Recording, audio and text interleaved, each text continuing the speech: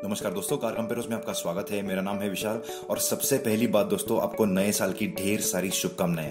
और आज हम आपके लिए लेके आए हैं निसान के नए मैग्नाइट का कंपैरिजन Hyundai के वेन्यू के साथ, जहां हम दोनों में कौन सी कार में सेफ्टी सहित बेहतर फीचर्स आते हैं, वो भी उनके प्राइसेस को मायने में रखते हुए, किसका पिकअप बेहतर है, कौन सी ज्यादा स्मूथ है, किसका माइलेज बेहतर है, दोनों में से कौन सी कार की पकड़ और सस्पेंशन कंफर्ट बेहतर है, कौन से कार में आपको अच्छी अंदरूनी जगह और बेहतर सीटिंग कंफर्ट मिलेगी, किसके इंटीरियर सुपीरियर है और मेनली किसका टिकाऊपन और आफ्टर सेल्स सर्विस बेहतर है। जिसके बाद हम आपको इसी वीडियो में बताएंगे कि इन दोनों में से कौन सी कार आपको बेस्ट सूट होगी, वो भी सही कारणों के साथ।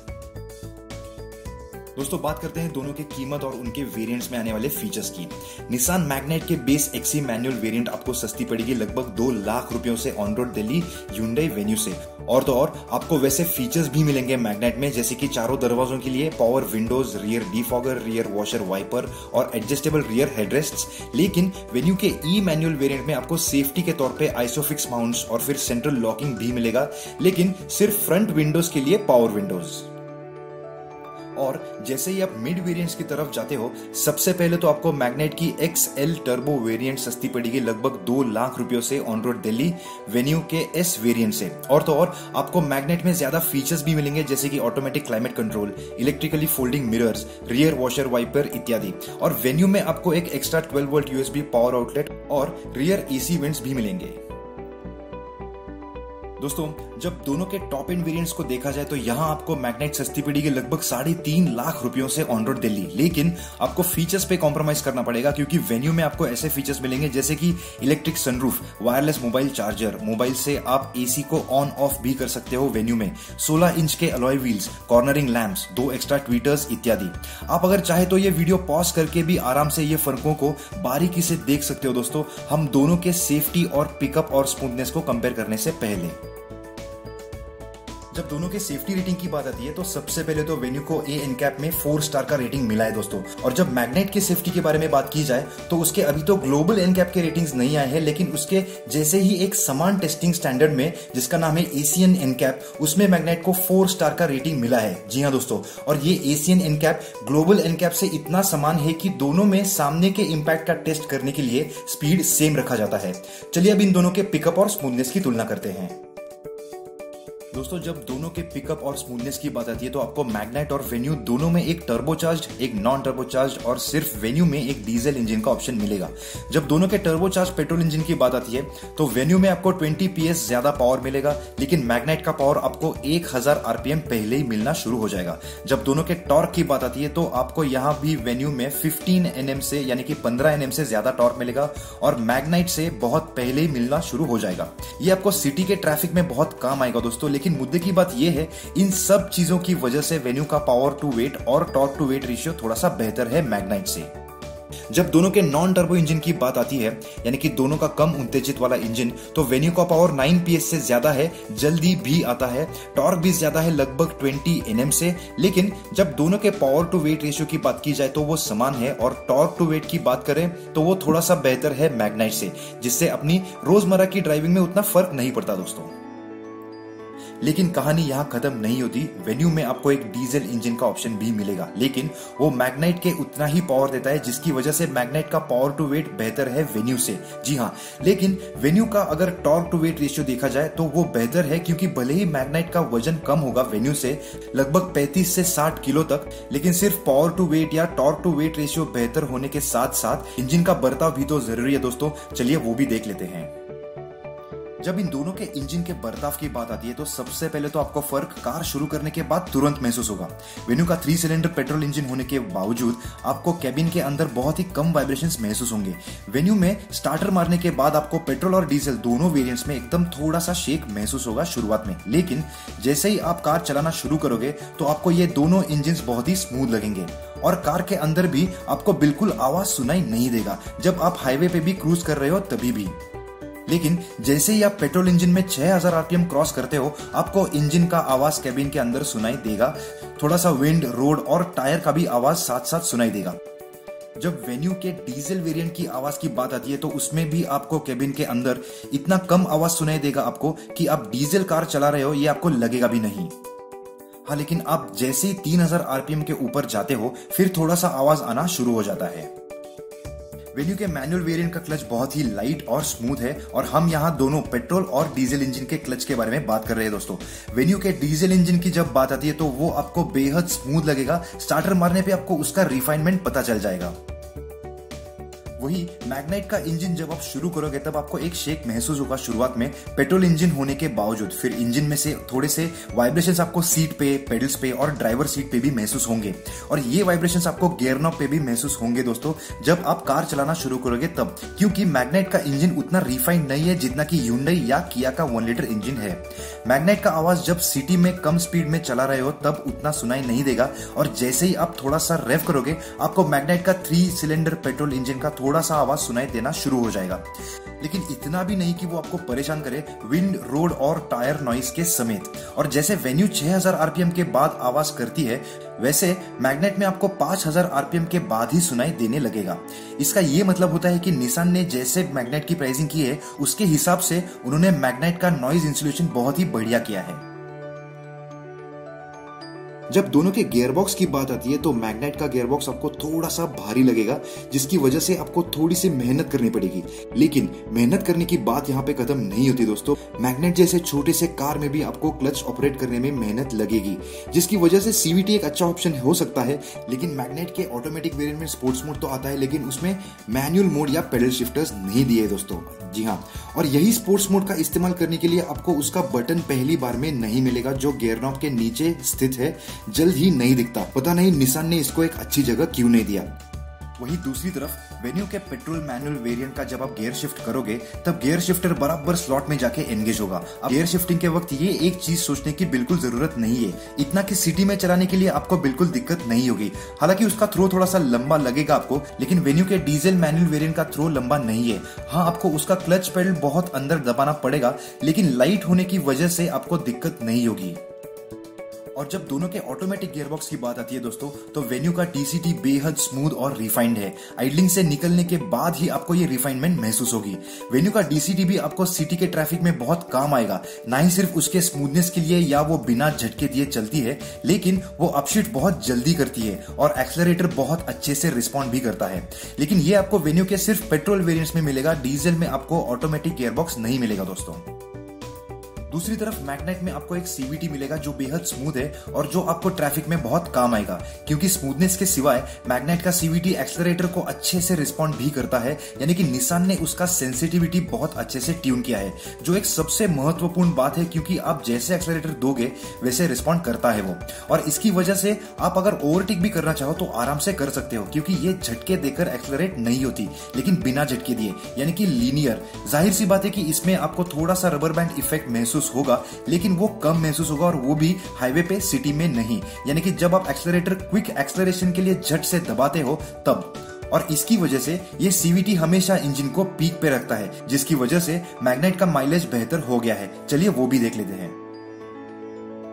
जब दोनों के ARAI माइलेज की बात की जाए और उनके वजह से होने वाले सालाना खर्चे के बारे में, तो दोस्तों सबसे पहले तो दोनों के नॉन टर्बो और टर्बो के मैनुअल गियरबॉक्स में से मैग्नाइट का ARAI माइलेज लगभग 1.5 किलोमीटर पर लीटर से ज्यादा है, जिसकी वजह से दोनों के अगर हाईवे के रनिंग का सालाना खर्चा निकाला जाए तो वेन्यू पे आपको लगभग 7,500 से 10,000 रुपयों तक का ज्यादा खर्चा होगा। और दोनों के ऑटोमेटिक्स की तुलना की जाए तो कुछ ज्यादा फर्क नहीं है, जिसकी वजह से उनके सालाना सिटी के रनिंग के हिसाब से अगर उनका खर्चा निकाला जाए तो कुछ खास फर्क नहीं है। लेकिन बात यहां खत्म नहीं होती दोस्तों। वेन्यू के डीजल मैनुअल की तुलना अगर मैग्नाइट के वही नॉन टर्बो और टर्बो पेट्रोल मैनुअल से की जाए तो वेन्यू का माइलेज ज्यादा है, लगभग 3.5 किलोमीटर पर लीटर से 4.5 किलोमीटर पर लीटर तक, जिसकी वजह से आपको मैग्नाइट पे लगभग 25,000 रुपयों से 33,000 रुपयों तक का ज्यादा सालाना खर्चा करना पड़ेगा, वो भी सिर्फ फ्यूल पे। लेकिन क्या होगा जब दोनों के पकड़ और सस्पेंशन कंफर्ट की तुलना की जाए तब, चलिए वो देख लेते हैं। जब दोनों के पकड़ और सस्पेंशन कंफर्ट की बात आती है तो सबसे पहले तो वेन्यू को मैग्नाइट से बड़े टायर्स का ऑप्शन दिया है, जिसकी वजह से उसके राइड में बहुत मदद होती है और उसकी राइड भी अच्छी मिलती है आपको। लेकिन वेन्यू के सस्पेंशन थोड़े से कड़क है, रास्ते के छोटे से गड्ढे तो महसूस नहीं होंगे आपको, लेकिन मध्यम या बड़े साइज के गड्ढे आपको महसूस होंगे, लेकिन इतने भी नहीं कि आपको कैबिन में एक अनकंफर्टेबल राइड मिलेगी। अच्छे रास्तों पे स्ट्रेट लाइन स्टेबिलिटी तो अच्छी है वेन्यू की, लेकिन एक्सप्रेसवे पे जब आप चलाओगे तब आपको वेन्यू थोड़ी सी हिलती डुलती महसूस होगी। हालांकि हाईवे पे और सिटी में आपको कंफर्टेबल राइड मिलेगी वेन्यू में। घाट के टर्न्स में भी आप बिना डरे अच्छे स्पीड से चला सकते हो वेन्यू को। इसका मुख्य कारण ये भी है कि वेन्यू के कुछ वेरिएंट्स में आपको electronic stability control, vehicle stability management और हिल असिस्ट कंट्रोल जैसे फीचर्स मिलते हैं।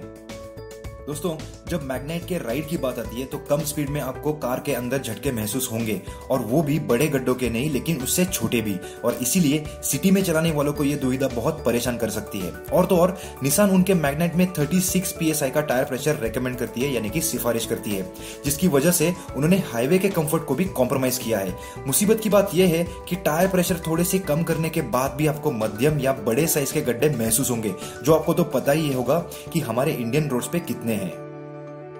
जब दोनों की स्टीयरिंग की बात आती है तो आपको वेन्यू में एक बेहद लाइट और स्मूथ स्टीयरिंग का फील मिलेगा दोस्तों, जो आपको सिटी में पार्किंग करते वक्त या कार एक बहुत ही टाइट स्पॉट में निकालते वक्त बहुत उपयोग होगा। और स्पीड बढ़ाने पे यह स्टीयरिंग जितना चाहिए उतना हेवी होना शुरू हो जाता है, जो एक अच्छी बात है। ये आपको मैग्नाइट में नहीं मिलेगा क्योंकि उसका स्टीयरिंग फील इसके बराबर उल्टा है, कॉन्फिडेंस नहीं देगा, जिसकी वजह से आपको मैग्नाइट हाईवे पे ऐसे झूलते हुए जा रही है ऐसे लगेगा।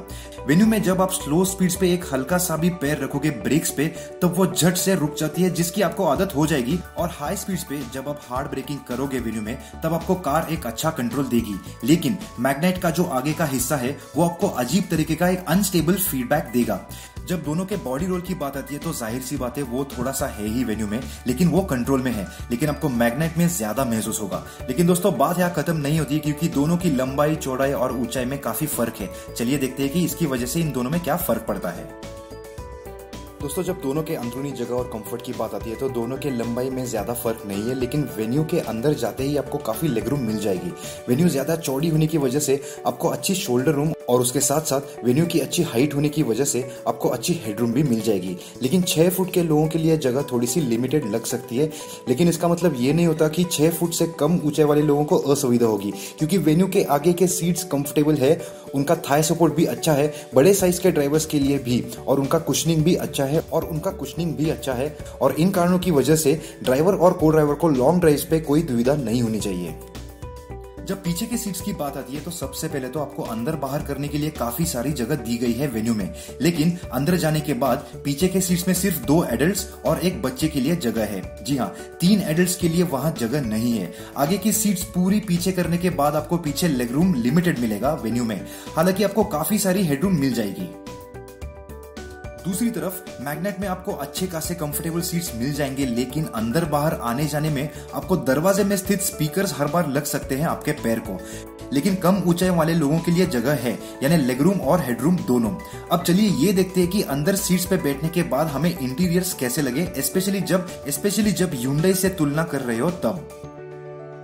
जब Hyundai के इंटीरियर्स की बात आती है तो आपको तो मालूम ही होगा कि Hyundai और Kia कैसे उच्च क्वालिटी के इंटीरियर्स देते हैं। शुरुआत होती है वेन्यू के प्लास्टिक से, जो आपको बहुत हार्ड लगेगा, लेकिन वेन्यू के प्रतिस्पर्धियों से इसकी क्वालिटी काफी बेहतर है दोस्तों, और सारे कंट्रोल्स भी अच्छे जगहों पे दी है, जिसकी वजह से उन तक पहुंचने के लिए आपको दिक्कत नहीं होगी, और इसकी वजह से ड्राइविंग पोजीशन में काफी फर्क पड़ता है।